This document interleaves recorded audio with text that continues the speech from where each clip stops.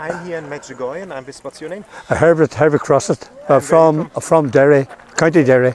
A little place called Draperstown, Ballinascreen is the Irish. So that's where I'm actually from, yeah.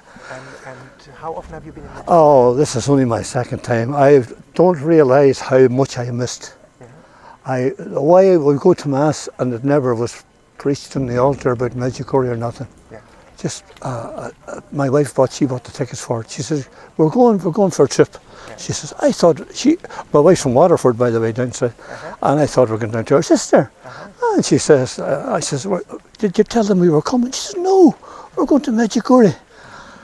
What a wonderful, what I have missed all them years. I just can't believe it. I just can't believe it. What is so special? Oh, what I see so special in Medjugorje. Well, see, when I landed here after stepping off the plane, that was special on its own. Never mind the extras after that. I've done the Cross Mountain. I love it. I've been here last year, the Blue Cross, and beautiful. The adoration. What better do you want? That's absolutely fantastic. And then we've done the Mass. The Creation Mass is beautiful. In the morning. No? I only got it this morning. Yeah. I never got it the last time I was here, but I got to hear about it. And to me, it's just changed my life. It's just changed my life. Like I say, we sat at home, and I'll tell you a long story about my father and my mother. My mother was born Protestant, and her father died when she was only 2 years old. So her mother went to a little place called Mejdgorje, which is near to where I live, and she met in with this other Catholic man. And my mother was baptised Catholic. She was only 2 years old. And then later on, when she got on to a girl about 17 or 18, she met my father. My father met her, and he says, I'd love to marry you. And he was a Protestant as well. So she says, well, you have to come and see my father. So she went to see the father, and the father says, well, the only way you're going to marry my daughter if you convert. So he converted. And so my father and mother brought us up never to miss Mass. Never, ever to miss Mass. And we never missed Mass. Hail, rain, sleet or snow, you had to go. You had to go, and you had to go to Mass. That was simple as that. That's the way we were taught. So off we went anyway. And now, when all them years up, we were taught never to touch communion, never to handle it or nothing, never to handle communion. Communion is sacred. It's the most important thing, you don't touch it.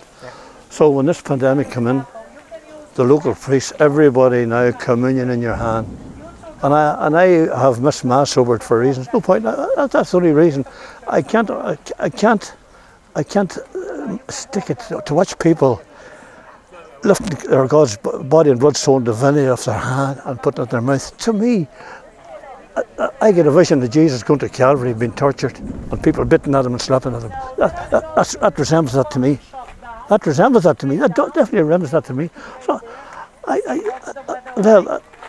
never ever took communion in my hand. So, I had a brother died about his anniversary was there last year, and I said to my local priest, "Can I get communion in my tongue?" He says, "No, you can't." Keep on going. So I went and I went to the chapel. He passed me by. I got my brother buried, and I said to my wife, "We'll go to the monastery." The local monastery is Portland, County Antrim. I said, "We'll go there." And an old monk there, Father Francis. He says to me, "In for confession?" I says, "No, I'm not. I'm in for answers." He says, "What's wrong?" I said, "At home, I can't get communion in my tongue." At my brother's funeral, I said, "My local priest didn't give it to me." And I says, "Tell me this.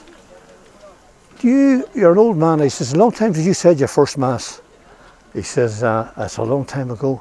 Well, I says, "That be disc.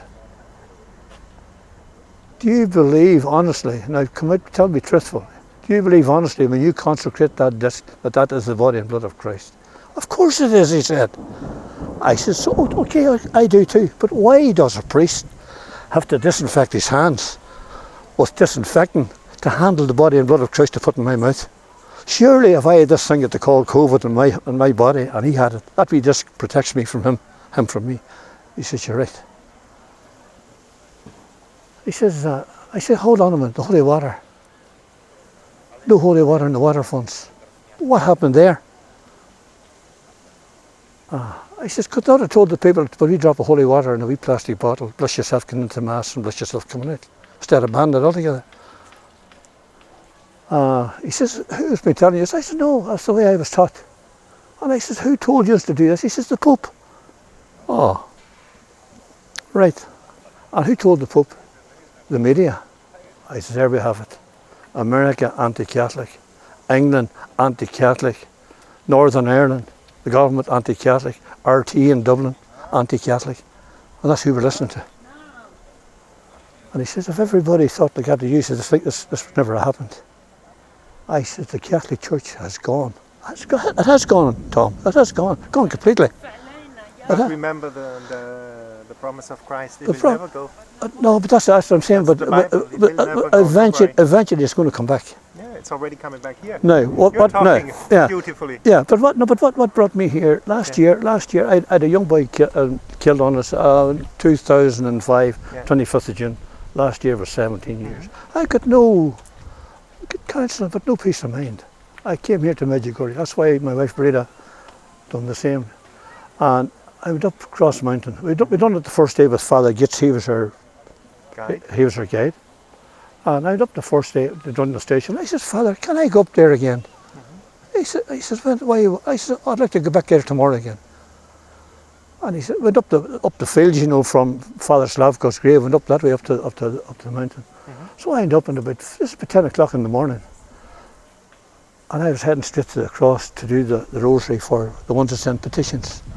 So I looked around and seen this little girl with her hands folded and her knees nice and she was beautiful. And she looked just out of the blue. She looked ordinary. She just looked so extraordinary. She was different. And she says, I said, I couldn't get over to her. I went on up to the top, and here between the 12th and 13th station, she was sitting again. I said, my God. I said, where did she come out of? That's okay. And then I went on up and I said my rosary up at the cross for the petitioners. I come back down again, the girl wasn't nowhere to be seen.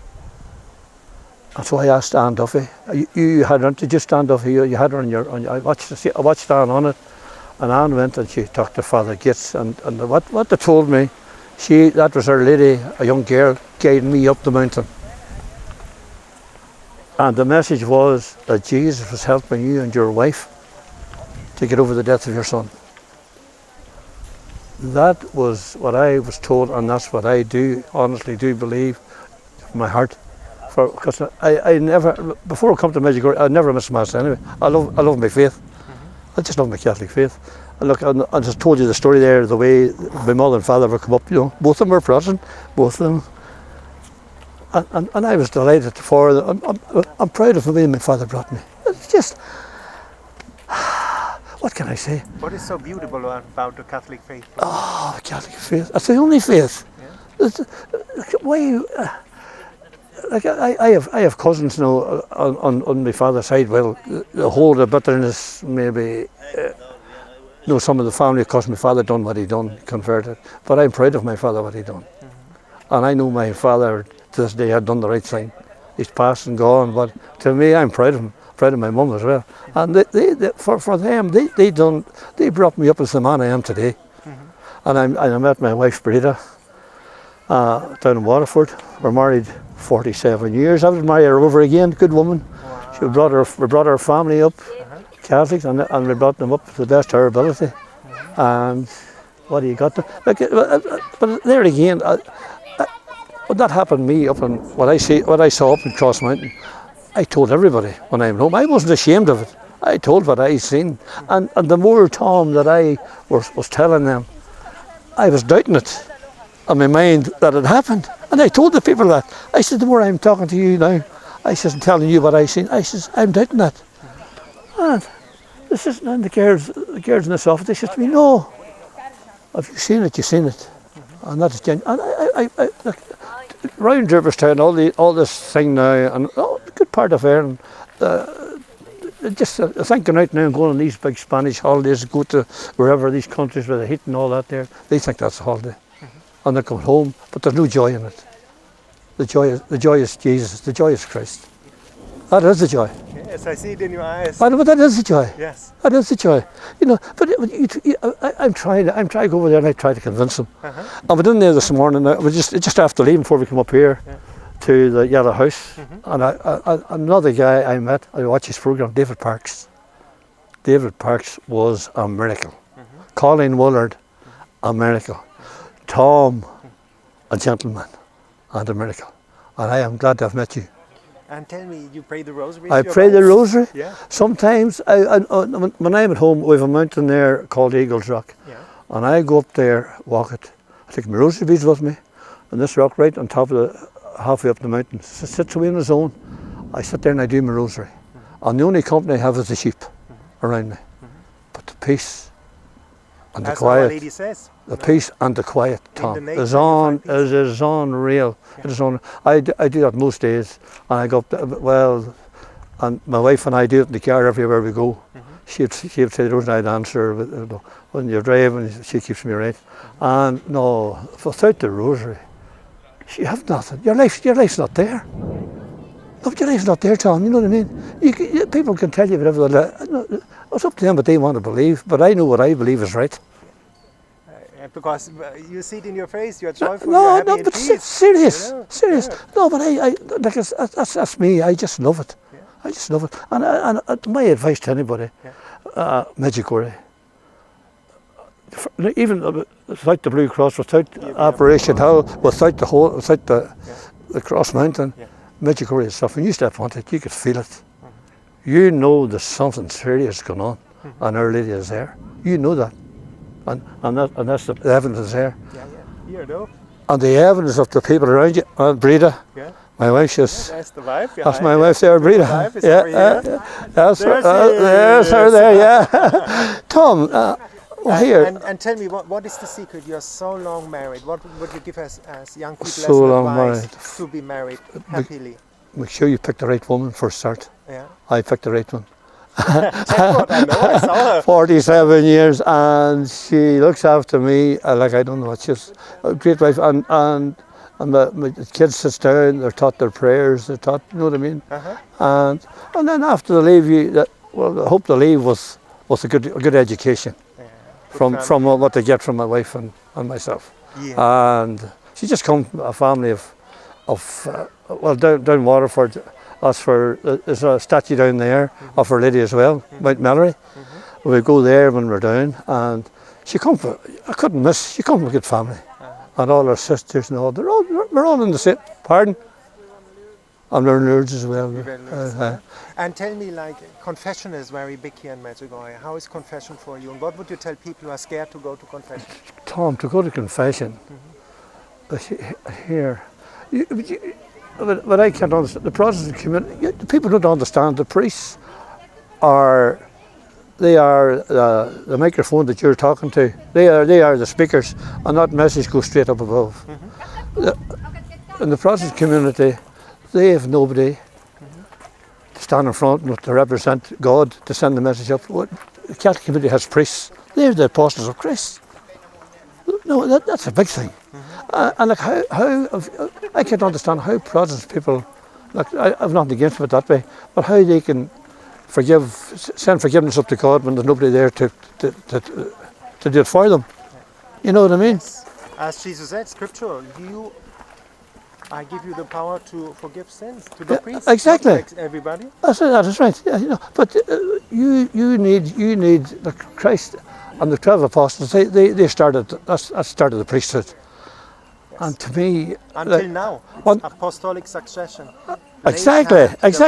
Jesus started to lay hand on the apostles. They did it on the next generation, next generation. It's called apostolic succession. Yeah, exactly. Until now, these priests have the unction of Christ. Tom, I can't go no further, but you have it right. Yeah. You have it 100%. I watch your program all the time, and I sit at home. And the last while I watched you coming down from Cross Mountain down the wee back road. Yeah. Down off the road, that's the first road I've ever went up there to do the last year to go to, and I'm going to the Cross Mountain now tomorrow. We only landed yesterday, so we'll go back next Wednesday. But I have a lot ahead of me. And tell me, what is your favorite spot here in Medjugorje? Oh, Tom, did I tell you? There's one, they're all equal. Yeah, all equal, yeah. You know, they're all part of the same Package. What we're all part of the same package that we're here for. So, you know, like Cross Mountain, maybe some people can't climb it. Well, thank God I've my energy to climb Cross Mountain, which I see you doing it yourself a few times. And this here, next to Handy, we're going down now we'll make the Tri-Apparition Hill. It's endless. It's endless. And I watched you doing a program. I must find out from you. A little chapel. You done through the vines. What's the lovely coloured brick on the back of it? I must find out after and find out. You can describe to me where it's at. Okay. Tom, thank you very much. And at the end, what would you tell people? Why come to Medjugorje? Why come to Medjugorje? Like as I say earlier on, people go on holidays, they go here, they go there, they come home tired. Medjugorje is just a rest bed, you know what I mean? It's just, our Lord's there, you're cradled in His arms when you're here. You know what I mean? It's just, you're on a cloud. Can I put it that way? You're on a cloud, and that's so soft, so gentle, and you go home the most relaxed ever you'll ever be. And you never ever get it anywhere in the world. Never.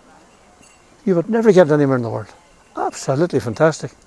That is, there's no other way to explain it. The minute you step on that plane, you're on the right direction. Wow. Thank you so much for that beautiful interview. Not a bother at all, Tom.